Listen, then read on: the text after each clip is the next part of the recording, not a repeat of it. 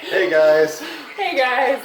So I know Mitch and Caitlin had a challenge out there for dancing to CottonEyed Joe, but that's about as far as you're gonna get from us today. Yeah, I'm not much of a dancer ever, so yeah.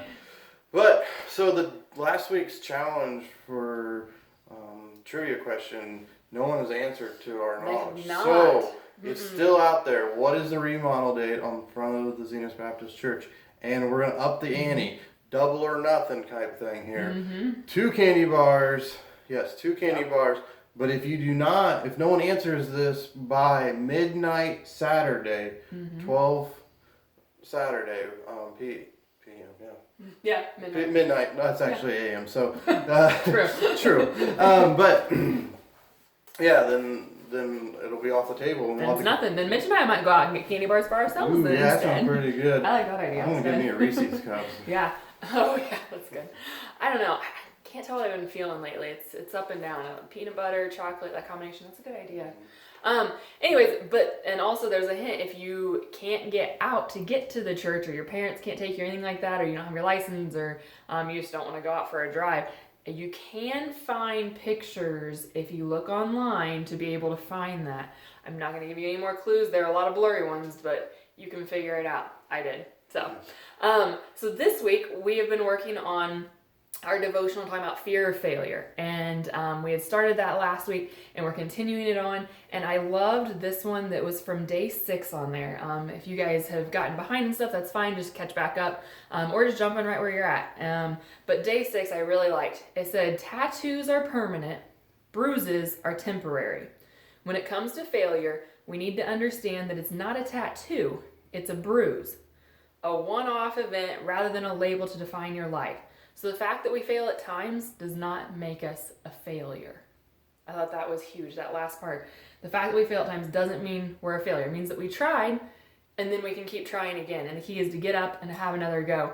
If you look around this room right here, you'll remember one of my very first videos before we even started doing the devotionals and things like that on here.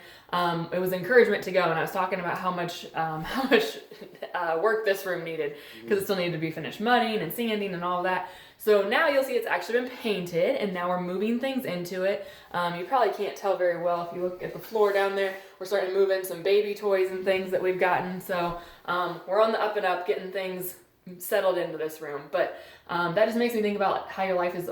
It's a work in progress. You're constantly doing things, trying to get better, trying to work on things. And so that's what makes me think of it with failure. You're not failing. We just all keep on going. You fail, you fall down, you get back up again and keep going. That's my thoughts about failure. Yeah, failure is hard though. I think I don't know. For me, it's a lot more, complex than just get up and keep going, because it's a psychological, mental game you're playing. Because you kick yourself down and you don't want to get back up, and you're like, well, if I'm going to keep failing, why even try? And I think so. That's going to be really tough. But I think that's kind of interesting about the getting back up. I think the verse that goes along with this is really key.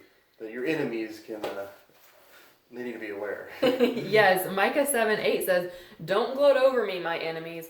Although I have fallen, I will rise."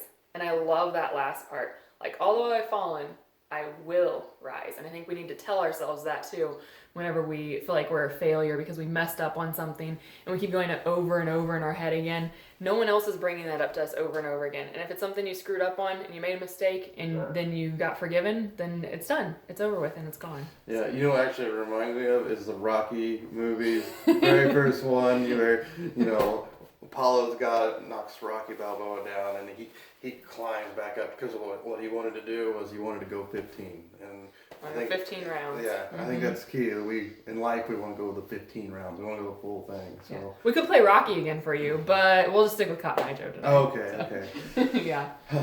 Well, see you guys this week, and remember, always stay anchored.